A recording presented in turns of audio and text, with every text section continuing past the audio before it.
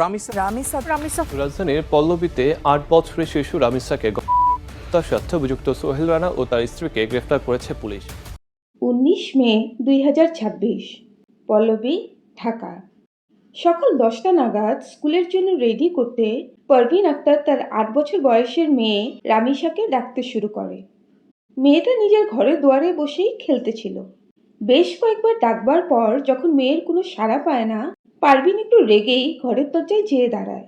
স্কুলের জন্য দেরি হয়ে যাচ্ছিল যে। কিন্তু দুয়ারে যেয়ে পারভিন দেখে যে মেয়ে তো সেখানে নেই। এরপরেই শুরু হয় রামিসার খোঁজ। প্রথমে বাড়ির ভেতরে, তারপর বাড়ির আশপাশে। এদিক ওদিক খুঁজতে খুঁজতে হঠাৎ পারভিন আক্তারের চোখ পড়ে রামিসার একটি স্যান্ডেলের উপর, যা তাদেরই একজন প্রতিবেশী দরজার বাইরে পড়ে রয়েছে। সেই বাড়িতে থাকতো সোহেল রানা, তার স্ত্রী এবং সন্তানের সাথে। পারভিন নিজের মেয়ের চটিটা সোহেলদের দরজার বাইরে দেখে আন্দাজ করে যে নিশ্চয়ই রামিসা খেলতে খেলতে সেই বাড়িতেই ঢুকে পড়েছে।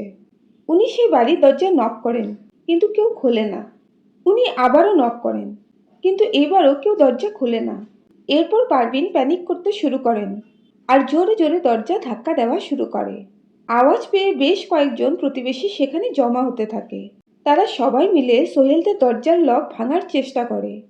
এরই মধ্যে একজন ৯৯৯-এ ফোন করে পুলিশদের খবর দেন।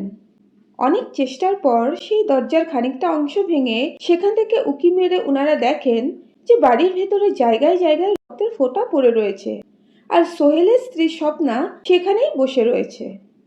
এরপর দরজা ভেঙে ভেতরে যেই দৃশ্য চোখে পড়ে তা এক ছোট্ট মেয়ের উপর ঘটা পৈশাচিক নৃশংসতার করুণ গাথা। তো কি ছিল সেই বাড়ির ভেতরে, আর কেনই বা সোহেলের স্ত্রী সেখানে বসে থাকা সত্ত্বেও দরজা খুলছিল না, আর কি হয়েছিল রামিসার সাথে, এই সব কিছুই আমরা আগে জানতে পারবো।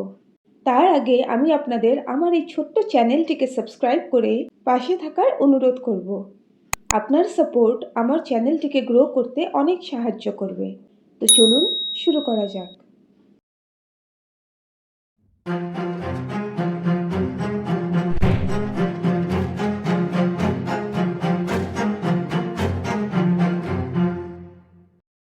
দুই সালে আব্দুল হানান আর পারভিন আক্তারের ঘর আলো করে জন্মগ্রহণ করে একটি ছোট্ট শিশু। তারা আদর করে বাচ্চাটির নাম রাখে রামিসা। রামিসা তাদের দ্বিতীয় সন্তান। রামিসার দিদির নাম রাইসা আক্তার। দীর্ঘ ১৭ বছর ধরে দুই মেয়েকে নিয়ে পল্লবীর সেই একই বিল্ডিংয়েই থাকতেন আব্দুল আর পারভিন। রামিসা ছিল ঢাকার মিরপুরের পল্লবী পপুলার মডেল হাই স্কুলের ২য় শ্রেণীর ছাত্রী। অত্যন্ত মেধাবী রামিসা নিজের ক্লাসেও প্রথম স্থান অধিকারী ছিল। নিজের মা বাবার প্রচণ্ড আদরের ছোট্ট মেয়েটি নম্র আর ভদ্র স্বভাবের জন্য পাড়া প্রতিবেশীদের কাছেও বেশ সুনাম অর্জন করে। কিন্তু সেই প্রতিবেশীদের মধ্যেই ৩১ বছর বয়সী সোহেল রানার আগের থেকেই কুনজর ছিল সেই ৮ বছরের কিশোরীটির উপরে। নাদরের মহেশচন্দ্রপুরের বাসিন্দা সোহেল রানা বিভিন্ন অসামাজিক কার্যের সাথে লিপ্ত হওয়াতে কয়েক বছর আগেই নাদরের থেকে পালিয়ে ঢাকায় আসে। প্রথম কয়েকদিন একটি বাসায় ভাড়া থাকার পর বাধ্যতামূলক সেই বাড়ির মালিক তাকে সেখান থেকে উঠিয়ে দেয়। আর তারপরেই সেই সোহেল রানা নিজের স্ত্রী স্বপ্না আর তাদের সন্তানকে নিয়ে এসে ভাড়া উঠে পল্লবীতে রামিসাদের বিল্ডিংয়ে। এইখানে সোহেল রানার জীবনের উপর একটু নজর দিলেই ওর মানসিকতার ব্যাপারে জানতে পারা যাবে। ১৯৯৫ সালে জন্মগ্রহণ করা সোহেল রানা ছোট থেকেই অত্যন্ত উচ্ছৃঙ্খল এবং বেয়াদব ছিল। বড় হতে হতেই বিভিন্ন অসামাজিক কার্যকলাপ যেমন চুরি আর ছিনতাইয়ের সাথে জড়িয়ে পড়ে সোহেল। ২০১৬ সালে বিয়ে করে এক সন্তানের বাবা হয় তিনি। কিন্তু একটা সময়ের পর আপন ছোট ভাইয়ের স্ত্রীর সাথে পরকীয়ায় জড়িয়ে পড়ে সোহেল, যেই কারণেই তার নিজের স্ত্রীর সাথে তার বিচ্ছেদ ঘটে।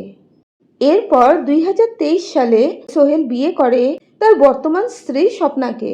আর যেমন কথায় আছে, যেমনে তেমনে মিলে, ঠিক তেমনভাবেই সোহেলের স্বভাবের সাথে একদম মানানসই স্ত্রী জোটে ওর এইবার।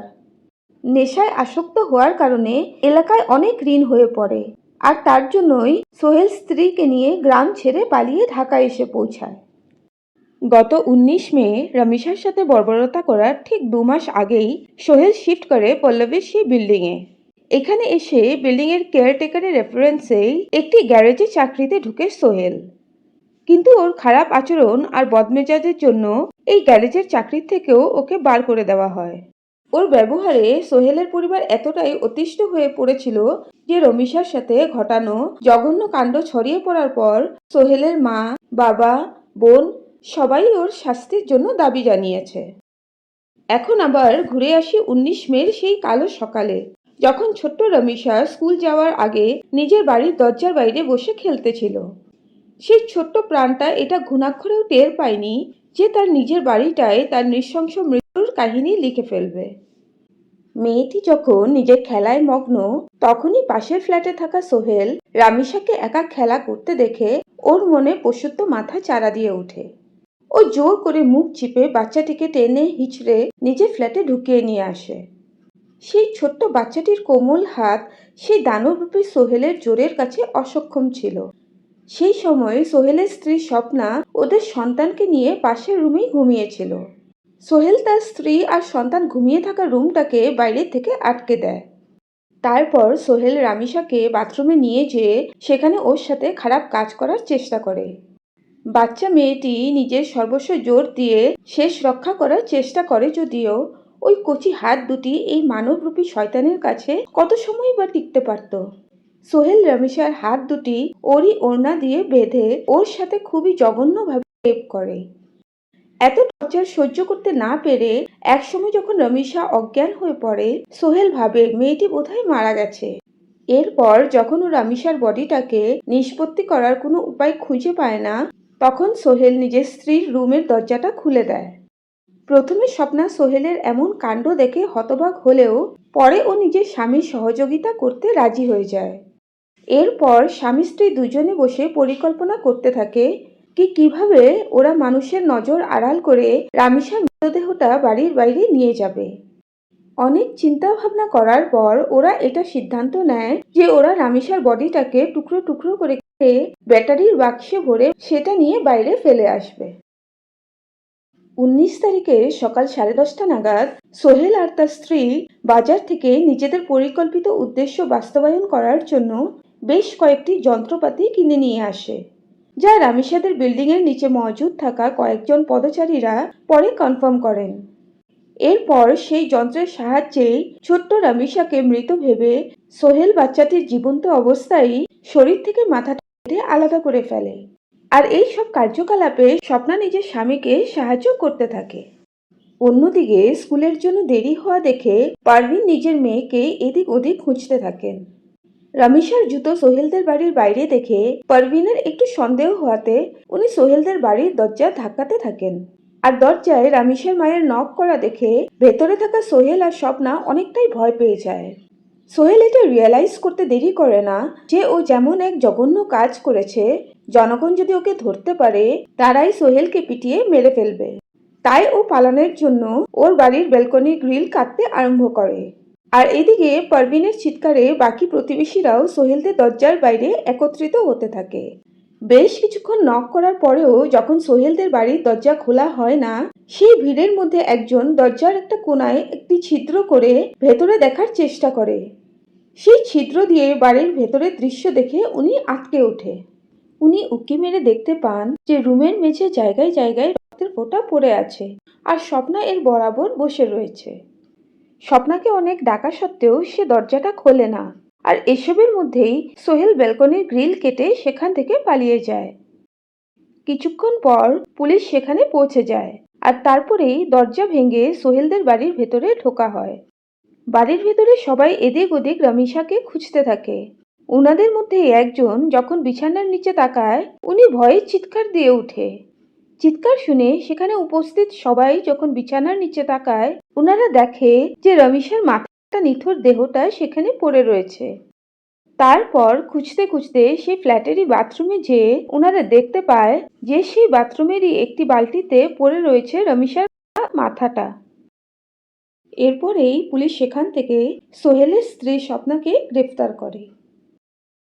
মিডিয়ার জন্য খুব কম সময়ের ভেতরেই এই পুরো ঘটনাটা পুরো বাংলাদেশে ছড়িয়ে পড়ে। আর ঘটনার থেকে মাত্র 7 ঘন্টার ভেতরেই নারায়ণগঞ্জ পল্লবী এলাকার থেকে পুলিশ সোহেল রানাকেও গ্রেফতার করে। গ্রেফতার হওয়ার পরের দিনই সোহেল রানা নিজের স্বীকারোক্তি দেয়, আর তার উপর 164 ধারায় রামিসাকে রেপ ও হত্যা করার মামলা দায়ের করা হয়, যা ফরেন্সিক রিপোর্টের মাধ্যমেও দৃঢ় করা হয়েছে। কিন্তু গ্রেফতার হওয়ার কয়েকদিন পরেই সোহেল নিজের জবানবন্দি পাল্টে এইটা বলে যে রমিসাকে ও নয়, বরং ডলার নামের একজন ব্যক্তি ধর্ষণ ও খুন করেছে। কিন্তু জুন মাসের 8 তারিখে আদালত সোহেল রানা এবং তার স্ত্রী স্বপ্না দুজনকেই মৃত্যুদণ্ড আর সোহেলকে 5 লক্ষ এবং স্বপ্নাকে 2 লক্ষ টাকার জরিমানার সাজা শোনায়। বিচার শুনানির পর কাঠগড়ায় দাঁড়িয়েই কাঁদতে দেখা যায় স্বপ্নাকে, আর এই অপরাধের প্রধান আসামি সোহেল রানা নির্বাক অবস্থায় দাঁড়িয়ে থাকে। এরপর বাংলাদেশ হাইকোর্টে ফাঁসির রায় খারিজ করে জেলবন্দির জন্য অ্যাপিল করেছে সোহেল আর স্বপ্না। বর্তমানে এই মামলাটি কোর্টে চলমান রয়েছে। আমরা নিশ্চয়ই আশা করব যেন রমিসার মা এবং বাবার চোখের জল ব্যর্থ না যায়, আর নিষ্পাপ শিশুটির এমন নির্মম পরিণতির করার জন্য আসামিদের যেন যোগ্য শাস্তি দেওয়া হয়। আর এই মামলার বিচারটা যেন ভবিষ্যতের প্রত্যেক আসামির মনে এমন নৃশংস অপরাধ করার আগে অবশ্যই 10 বার ভাবায়। আজ এই পর্যন্ত, আবারও দেখা হবে এমনই কোনো ঘটনা নিয়ে। ততক্ষণ সুস্থ থাকুন, ভালো থাকুন। ধন্যবাদ।